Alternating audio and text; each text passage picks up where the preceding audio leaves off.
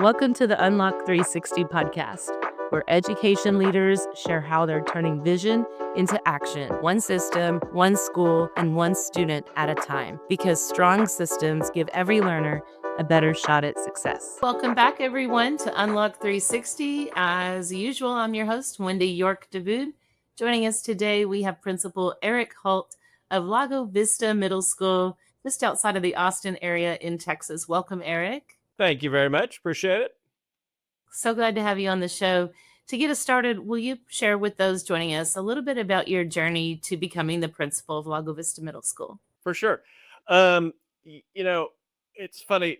I can distinctly remember myself in high school saying, "I don't know what I'm going to do with my life, but I will never be a teacher." Like that was a moment I had in high school, and then, like we talked about, I after college, I did spend some time in radio, and then as I got older, I said I wanted to do something with some meaning, and so I went into education. And so I was a teacher, I taught for quite some time, and it's sort of the same thing. I said I love teaching. I will never ever be an administrator. I've heard this story before. That's terrible. Um, and what sort of inspired me was I made another questionable decision in my life where I volunteered to be on the local youth baseball board. Oh. And so I was VP of youth baseball in my community, and I really was very interested in like the selection of coaches and training those coaches, and the impact of like a good coach. um I was like, that makes such a difference. And then, but then I thought bigger, and I thought, well, if you're putting that much time and energy into picking an 8U baseball coach, I said that impact is so above and beyond as a quality teacher. And so I said, I need to take this energy and put it toward helping teachers be great, which is sort of what inspired me to go into uh, the uh, the administration role. Is I just wanted to teaching so hard, and I just want to be here to help teachers. So that was, I went back to school, got my degree, and then after that, got my first job as a assistant principal at the high school that I was at. And then my son was coming up, and he said, "Dad, like I don't want you as the AP at the high school when I'm there because." And I said, I can see that because APs at high school are not like the best, most popular people." Um, Yeah. and so I was able to. There was an opportunity for me to take a job at an elementary school, and I had never stepped foot on an elementary school in my life. Uh, and so I became the AP at the elementary school, and I thought that like really helped me really kind of hone my skills in terms of instruction, because instructionally elementary schools are the jam, right? They do such a great job, and so I was able to really learn how elementary schools worked, and so I did that for 3 years, and then I became the principal at the school I'm at now, and this is my, I don't know, eighth or ninth year. It I honestly don't remember. Okay, fair. Because you are a middle school principal. Yes, exactly. And like I think those COVID years, man, those are like dog years, right? Like one COVID year is like 7 years of actual teaching, and so yeah. Yeah, that was crazy. Yes. I was actually talking about that with a guest earlier today, and that was just when you really look back and think about what we did, that was I know. crazy. It's like, wait, That was nuts. what? Anyways, yeah, so that was an interesting time. So that yeah, this is my eighth, ninth year at the school that I'm at, and yeah, we're doing well. Awesome. I wanna go back to the, time that became an AP at an elementary school, and it was your first AP position, right, at the elementary? Well, No, second, I because had you were at done high school. AP. for a year at a high school and then Got it. switched from there. So Okay, and yeah, you said you had never you hadn't stepped foot on elementary never. campus, Nope. in that capacity. So I'm wondering if you can think back to what did you what were you feeling and thinking when the kids came Uh, the I first was like, day? oh, I thought they're so cute. They're so great. And so, yeah, it was a really, uh, the elementary school is like the happiest place on earth. And the kids Yeah, are just so happy to see you and, run up and hug your legs and everything. And it's so, so yeah, true. yeah, They're so sweet, and they're in so fact, my sweet. mom was just yeah, my mom, takes a couple of my cousins to school, and, one of them is in kindergarten, and she was just telling me the other day, "I just wish everybody could be that friendly and that kind and that happy Yes, I because know, they're right? so sweet." Yeah. Yeah. Um, Um and, but I'll ask you that. Well, if you don't mind, I asked you that question because I had shared with you just before the show that I started my career in Alief ISD at an intermediate school that served fifth and sixth grade students, and then relocated. When I relocated to Southern California, I taught at a middle school that served seventh and eighth grade students, and so not a big age difference, but I'll never forget my first day as I'm driving, to the school, the first day with the kids back, and I see some kids, some early kids, they're starting to walk to school. I remember thinking, "They're so big." Yeah, I know. Well, it's we talked about this recently. Is the difference between a sixth grader and an eighth grader, like just the size difference is, they're sixth grade, they're still kids, they're still cute, and all that, and then eighth grade, something dramatic happens in those 2 years. It's pretty wild. Yeah, it is. In fact, you know what? That makes me wonder, what are some of the challenges that you face as a middle school principal that serves both ends, 6th, 7th, and 8th. Like, with 6th and 8th, you sometimes hear there can be challenges, with the differences there Yeah, on campus. we don't really ever have any challenges. It's a middle school, and everything runs flawlessly every day, and so it's pretty great. No, I think one of the biggest things that we learned early on is that you should like having classes, for example, or lunches with 6, 7, that's okay. 7, 8, that's okay. But Mhm. trying to let sixth graders be by themselves and eighth graders be, just kind of separate.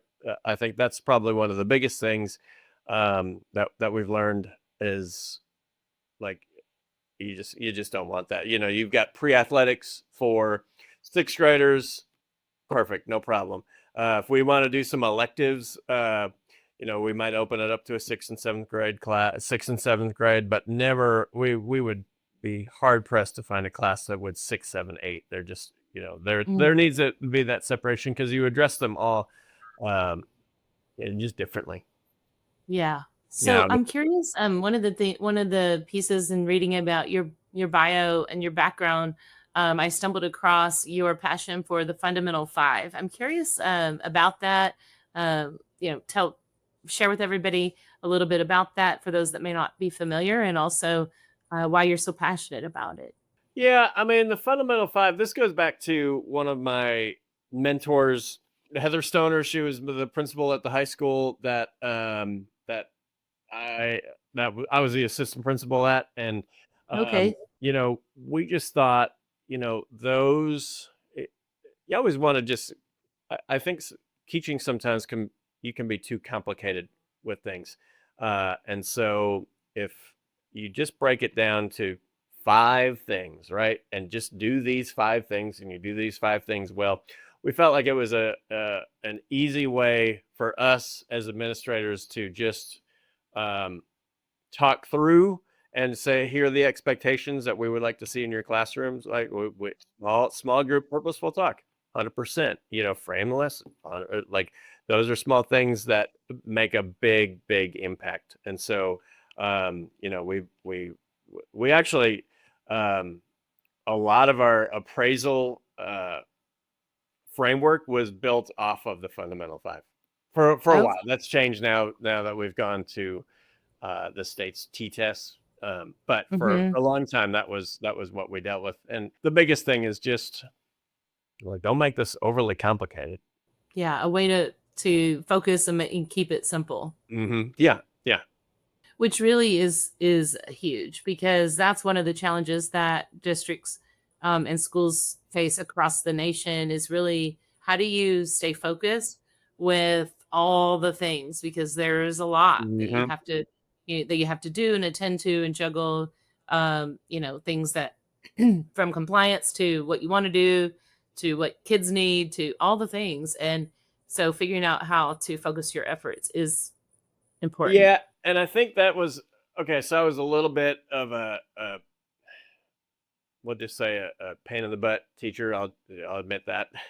And so I would always be so frustrated as teachers, right? So it's, hey, this year here's the focus, and then we do a bunch of work, Yep. and then next year here's the focus. And I've taken that as an administrator of just like, I'm not giving you the fat of the day to my staff, right? Like that's just Mhm. not something I do my very best to stay away from, because I do feel like there's just so much piled on teachers that doesn't necessarily make them better teachers. So Right. I agree. And okay, so shifting a little bit to the students, one of the presentations that you gave alongside a colleague at a national summit was around balancing grace and high expectations and how we can do both. And I'm really curious about that because I do think, first of all, I agree. And I think that we got to a place, and maybe we were there, but it felt like it was exasperated after the pandemic or during and after, at least for a time that oh, we just need to give them grace and, like, yeah. the expectations was kinda lost. So, Hmm. anyway, I'm curious your thoughts on that. Yeah, that's funny because so during that pandemic, it was, hey, give grace, give grace, give grace, give grace.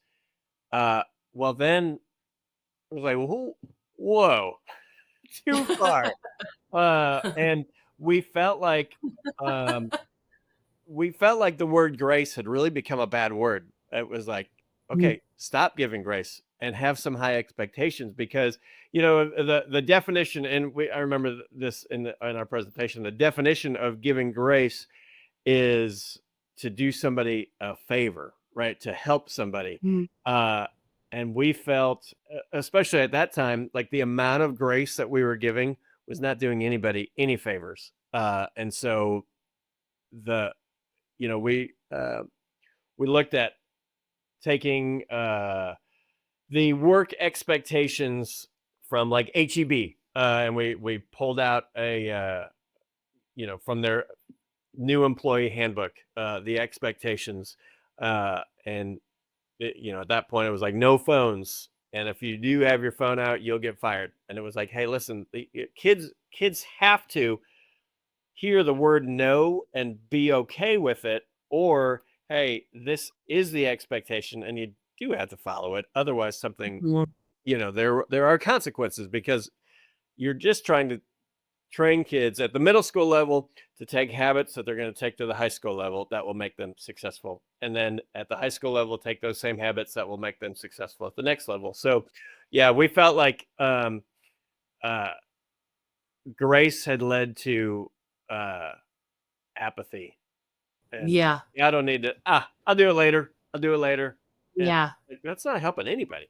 Well, and, unfortunately, that adults were impacted in that way. There were some adults well, I was thinking of sharing a funny story, but it might not be so funny to our audience, so I don't think I'll go there after all. But Okay. we had adults show up to coaching sessions that were not showing up in a way that was professional. Um, Yes, 100%.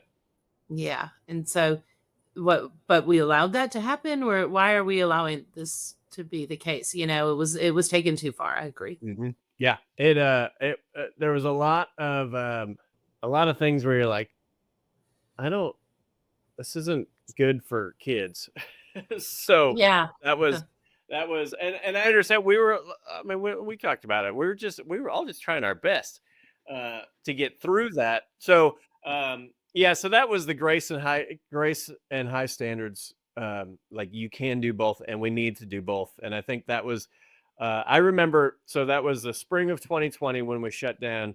Uh, and then when we came back, like, oh, we were so excited to see everybody. But that 2021 school year, that was one of the hardest school years dealing with behaviors and things like that because kids were like, I'll do whatever I want. And maybe I'll come to school, maybe I won't. And if I'm unhappy Right. about something, I won't come to school. And I mean, it was rough. So, um, so yeah, that was grace and high standards.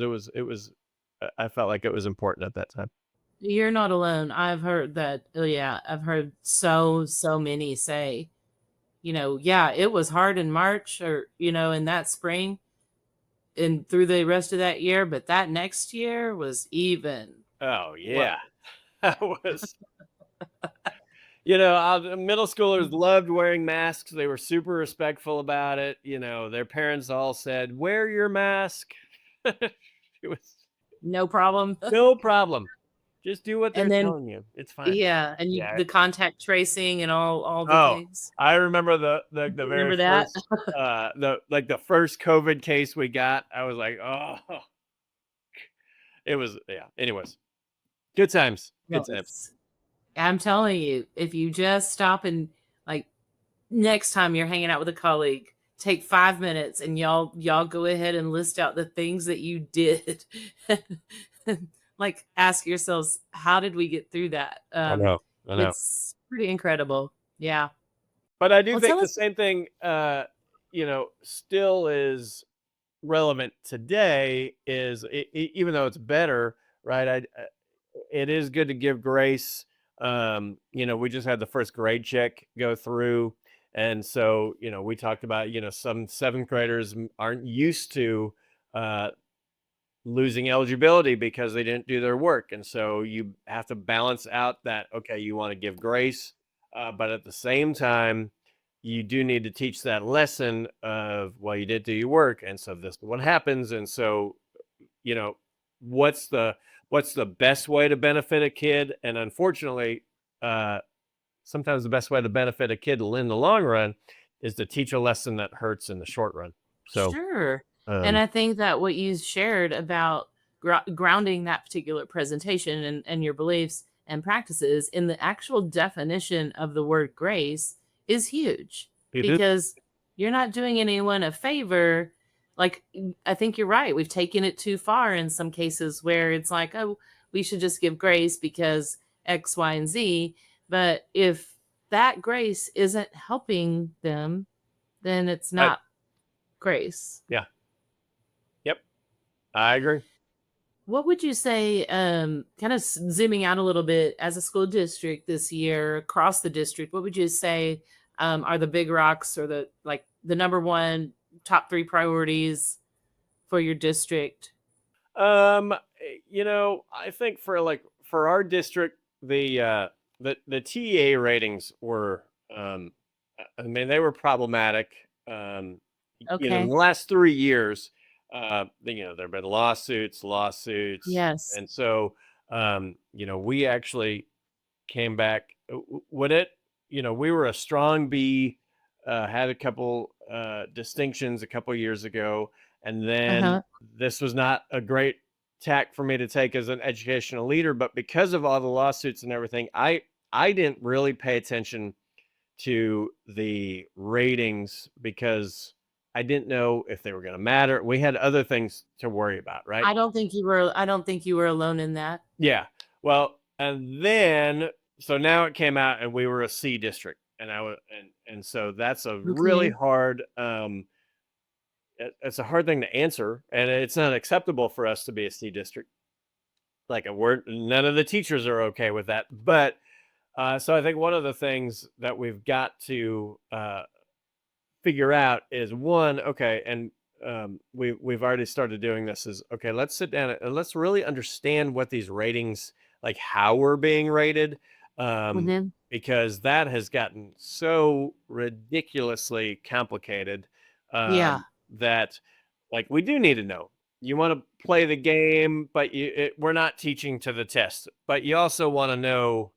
You You need to want to know teach it. what Well, the yeah. criteria is. Yeah. And so that's one of the things we really have been working on as a staff is just learning that. And then the other thing is just looking at like some of our economically disadvantaged kids. How do we really help them? Um, and so I think that's something we've done better on. We have finally, and I don't know, we started doing map testing this year, 2 years ago, and so that's been something that I think the kids are learning. And a lot of the times when they have these standardized tests, they're kind of used to uh, just taking a test and then never seeing it again, or not having any sort of impact on them. And so Sure. I think that's something that we have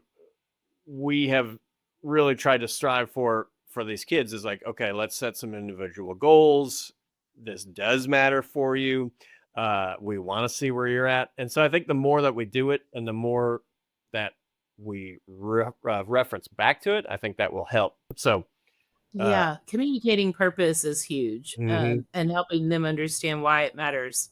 yeah. That's important. Yeah. Yeah. So I think that's like for the district is just trying to improve academically is one of the biggest ones. And for me, uh, my goal for my campus has really been to follow that cycle of you know test, examine the data, intervene as necessary, and then figure out if that intervention was successful or not. And just that's a great cycle, and run through that 3-4 times a year.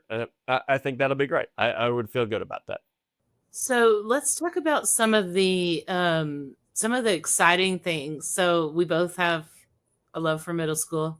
Um, what are Some some of days. the fun things? What are some of the fun things that that go on at Lago Vista Middle School? um, I mean, I would say we have we have a lot. Okay, this sounds cliche to say, but This right. um, we try to have fun every day. But some of the most fun that we've had through the years is when I was younger, I wanted to be a professional wrestler. And so I never achieved that goal, but we do bring some professional wrestling to like our pep rallies. Uh, uh, Okay, that's a good that's been a lot of that's fun. fun. This year I was a guest drummer. I didn't tell anybody except the band director, and I got in like this wig and leopard pants and cut off shirt, and they were like, "Hey, we have a guest drummer from the Swedish International School of Drumming and Mimes. Please welcome." What was my? It was Grohl Saint Vaughn, and then I came running out with my drumsticks, and just I had never played drums before, so that was really fun. And I think just trying to get to know our students and have them, I don't know, we just have fun doing the little things. So Yeah, um, I good, would good. I would think, and this isn't something super fun, but it's something important to me. When I was at the elementary school, I had lunch duty, and like any administrator hates lunch duty because it's terrible. It's 15 minutes of the kids eating, and then 15 minutes of you telling kids to be quiet. And so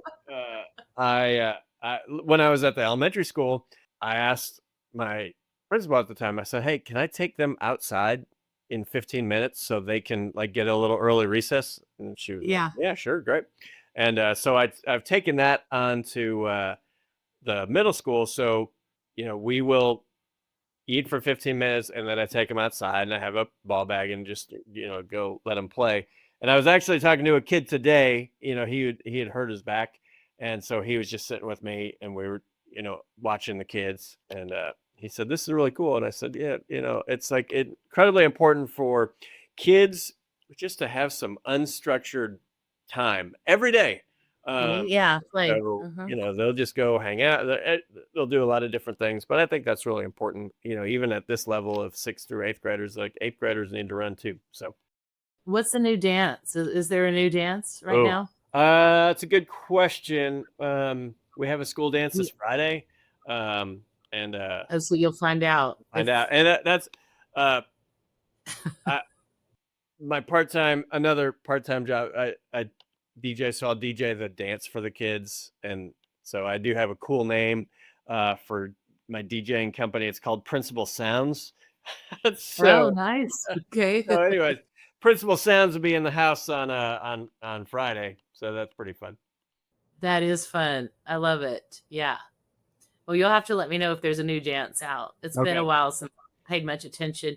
I liked the Yeah. Sisters, but that's old now, right? That's Yeah. old. Um, I don't know. I just watch TikTok for 10 minutes and it'll be like, oh yeah, there's a new Okay, so there was this made me feel like old and lame. I think this was 2 years ago. They Okay. there was some TikTok dance or song or something like that called Renegade, right? And Okay. Uh-huh. so all the kids were asking me like, Renegade, play Renegade. And I was like, why is everybody requesting Styx Renegade? Yeah. I'm like, okay, I'll play it. So I hit Renegade by Styx, and the whole like cafeteria like looks at me like, we've never heard this song ever. Like, what are you doing? I'm like, it's Renegade. And they're like, no, it's not. So anyway, I had to I had to go back and like learn. Oh, here's the real Renegade that you were talking about. Anyway, so Yeah. the song Renegade by Styx has not gotten popular again. Okay. Thanks for sharing. Yeah, That's no good to worries. If know. anybody asks you about it, that's not it. Yeah. No. Okay. That's good to know. Yeah. Okay, let's see. Let's talk about one of the things that I'm passionate about. So, a little bit on a more serious note, one of the things that I'm really passionate about is ensuring that all kids, regardless of the teacher that they receive, get the best opportunities and outcomes from their educational experience. What are some of the strategies that you all use at Lago Vista Middle School to reduce variance between classrooms, between departments and grade levels, but also give teachers autonomy? Yeah, that's a tough one. I would say planning together is important. So I'll use our science team for example. So science, they plan so well together, and that if you can go to like if you switch teachers in the middle by any chance, you'll do the same thing, and that's been really good. Wow. And so it's the same thing for our math team, plans together really well. History, eighth grade, like they do that well, and just trying to be on that same page. But there's that flip side too of let's just say the like a redo policy Yeah. for that. And I am a firm believer that like the baseline is the policy, right? And you cannot be more stringent than that. But I'll just say as a teacher, like there were plenty of times that I bent the policy a little bit because somebody needed it or I felt like it was important at that time. And so that's something, and I know it can be frustrating sometimes. Well, not everything's the same, and I said, well, okay, fair, um, and but life is not always going to be the same at all times. So, for we always stick to the policy is the baseline policy. We cannot do anything worse than that or harder than that. But I do give people some flexibility. I don't know, Make some decisions make some or decisions on their own. However, like I said, I think instructionally, you do need to be on the same page as Mhm. possible. You do need to be giving the same assessments. If you have if you have the same class as somebody else, like I would never want to be like, oh well, this class is really easy and this class is really hard, Yeah. and like that's not okay. That doesn't put anybody in a good situation. Yeah, I think it's a balance. I really do. I think there's value in kids getting different experiences because of different, they have different personalities, they see different styles, um, because that's just life. Right.